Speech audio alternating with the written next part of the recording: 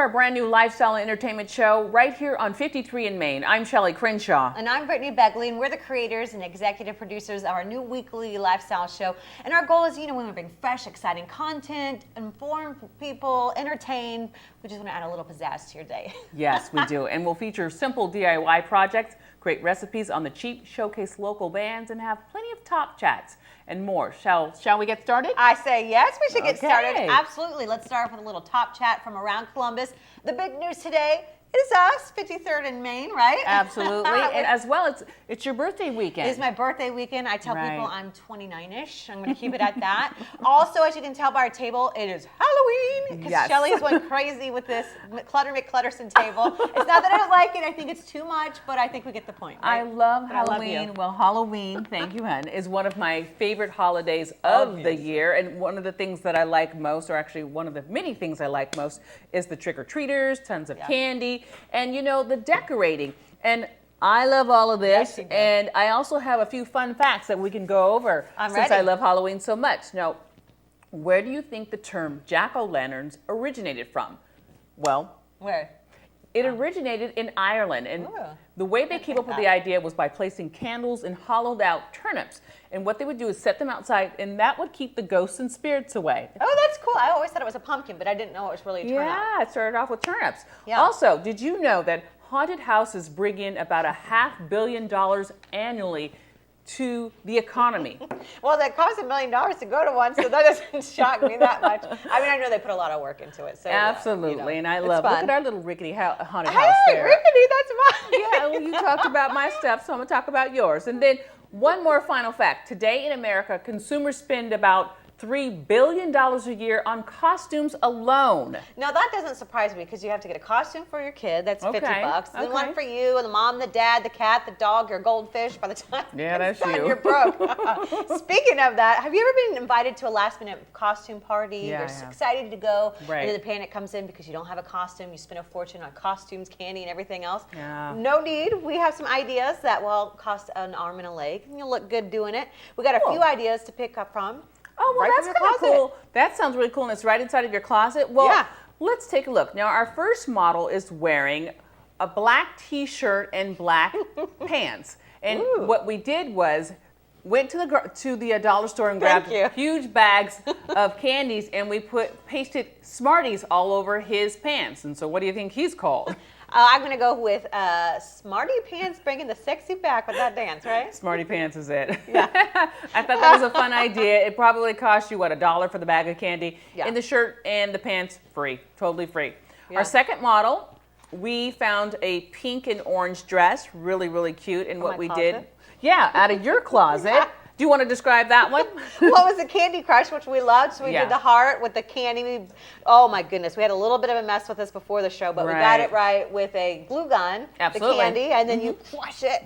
If we want to go a little crazy on it. Yep, we crushed the candy and we came up with Candy Crush, and so that's how we came up with that idea. So that was a lot of fun, but you know what? All this talking about candy is making me hungry, and I think we need to head on over to Alvis because I heard you're making your special chili, and I also heard it has an amazing secret to it. I can't wait to have some, right? Alvis, get us some food, baby. Take it away, Alvis. That's right, ladies. The best thing to my chili is my secret spices and my seasoning. And I'm giving you some of it, but not all of it. But when I finish with this chili is going to be kick butt chili. I'm starting off with a little bit of olive oil here so that I can saute some of my vegetables. Of course, these spicy onions. And they're going to start smelling all over the building. And I know that probably the people downstairs are going to start coming up as well. But oh well, they still can't have any of my chili. Next, of course, are the green peppers. You kind of want to get those babies dancing around a little bit. I better turn this down because I don't want them to burn. I just want them to soften up a little. And ooh, oh, that smells so good. Wow. I'm going to hit that up with just a little bit of minced garlic. And of course, you don't want your garlic to burn either, because there's nothing worse and nothing more bitter than burnt garlic. My grandmother taught me that. I grew up in North Carolina, Winston-Salem, North Carolina. And to be honest with you, I never tasted chili until we moved to Columbus, Ohio, because in North Carolina, everything was made from the farm. I didn't know what spaghetti was. I didn't know what lasagna was. As a matter of fact, when we moved here and I started going to Champion Middle School, I saw this sign that said lasagna. So I'm like, what's lasagna? And the lady said, no, that's lasagna. I said, okay. Next, I want to put in my ground beef. Lean ground beef. Try to get 80-20 so that you won't have a lot of grease coming down in your chili. And of course, you want to make sure that that's done really well. So I'm going to take my time to break that up. And you'll notice I haven't put any seasonings in here yet. Not the aromatic seasonings anyway. And we're going to keep breaking this down and breaking it down and breaking it down.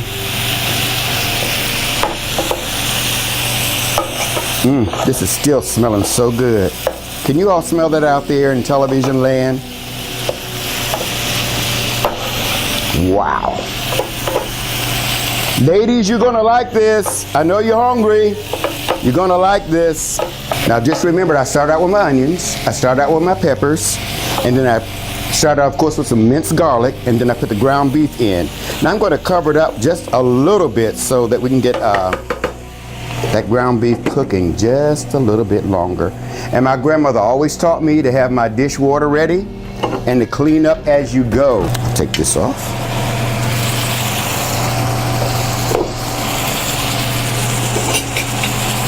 It started to get a little bit of body on it. That's what I wanted. Just to get it just a little bit dancing around and really able to hold some of the seasonings in the meat, not on top of it. If I cook it all the way through, then the seasoning's just gonna be on top of the meat. It won't really be in the meat. So we're gonna start with some cumin. Cumin is like a Middle Eastern spice too, and you have a lot of it in sausage. But I'm going to put just a little bit of a tablespoon in there. Of course, you know that most of the time we don't measure. I'm just doing this because I'm on television and it's the right thing to do. But there's a tablespoon of cumin, 2 tablespoons of chili powder. But as far as I'm concerned, you put it in there to your own taste because you're cooking it and you know how you like it. So instead of 2, I'm putting 3. Yeah. Oh, it makes me want to sing, oh, happy day, when Alvis made chili his way. It's coming together real good. And you'll see some of the meat, some of the fat from the meat is there, but it's not going to be a lot of it. And it's going to be absorbed by some of the other things that we put in there, so we are safe. There's nothing worse than having chili that has a lot of grease floating on top of it.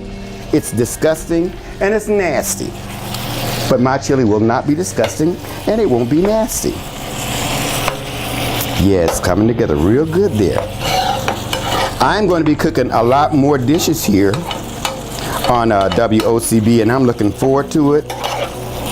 And hopefully maybe one time I can cook with some people in the kitchen, sitting at a table, and I can have them taste it right after I cook it. Let's make sure we get all of those aromatic seasonings throughout the whole thing here.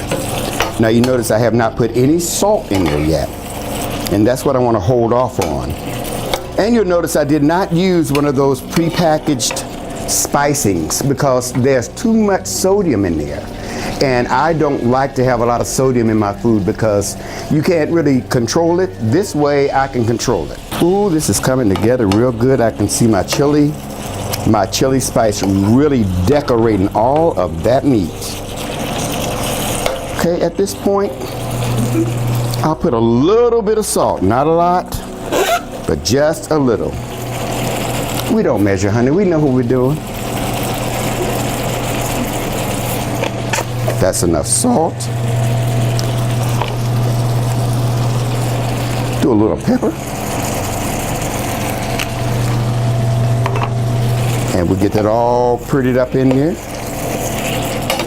These aromatic spices are going to really make it stand out, and the meat is really pretty much getting done. Next, in order to give it some body, I'm going to add my tomato paste.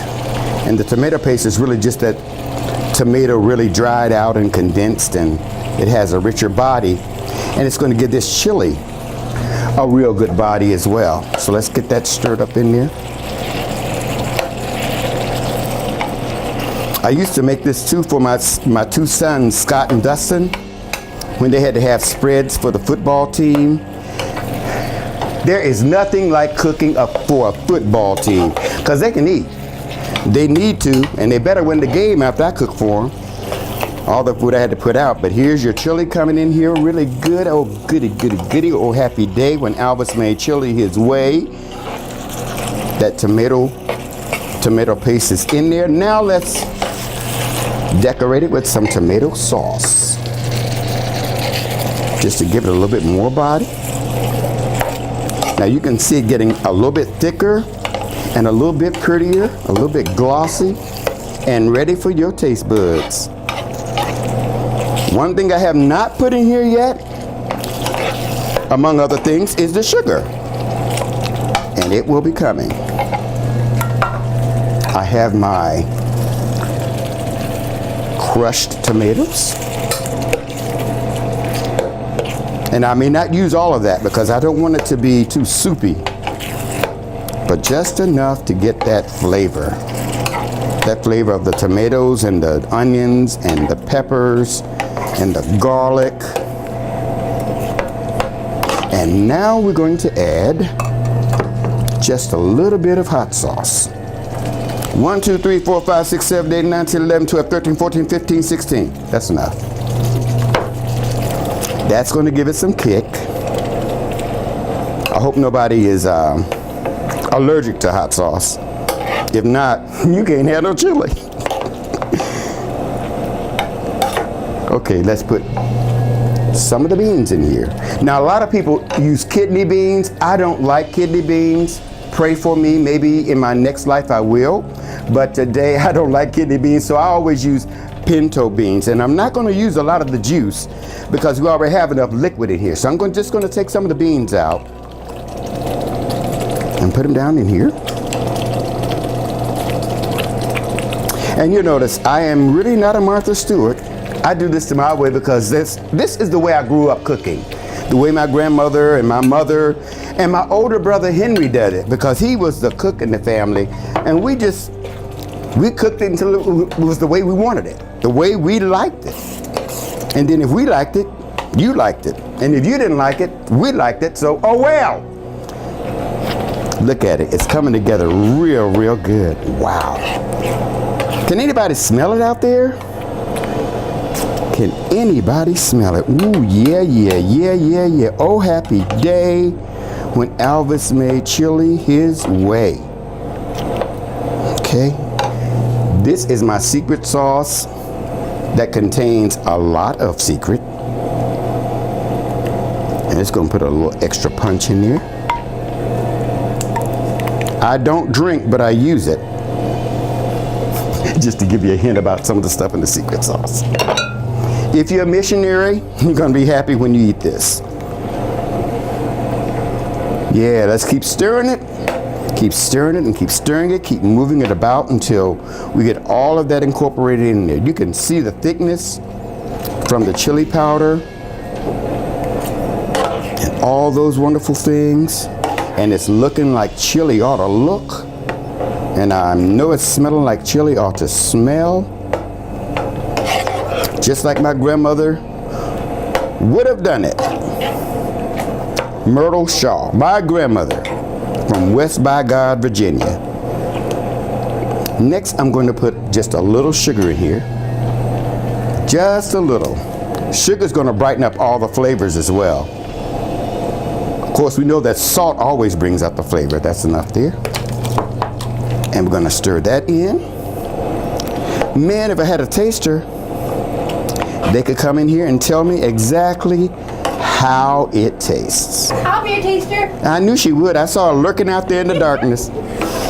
And your name is? Good. My name is Joanna. And you are from? New Jersey. Okay, you know, New Jersey. New Jersey? They don't make chili in New Jersey. No, but I want to try it. Okay, all right. It smells so good. I know it, girl. You ain't got to tell me that. I know. Put you just a little bit in here.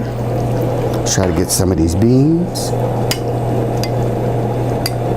Hold on to that. I want to thank Shelley Crenshaw and the beautiful Brittany Begley. Good. Shelley, you're going to love this. It's good? Mm-hmm. And that's Alvis Moore's spicy chili. Now back to you, Shelley. I know you guys, Shelley and Brittany, I know you guys are going to love this chili. I know you're hungry, so I did it just for you. Alvis Moore's spicy chili. Oh, happy day when Alvis made chili his way. Alvis, we are excited to have your chili. I have to say, all this crafting, it's making me kind of hungry. I know. I'm a little hungry too, but you know what? As I mentioned earlier before, Halloween can be very, very expensive, but I think you have found a way to do Halloween on a budget, especially when it comes to decorating pumpkins. I know, we both did. We want to save money, right? We want everything to look great.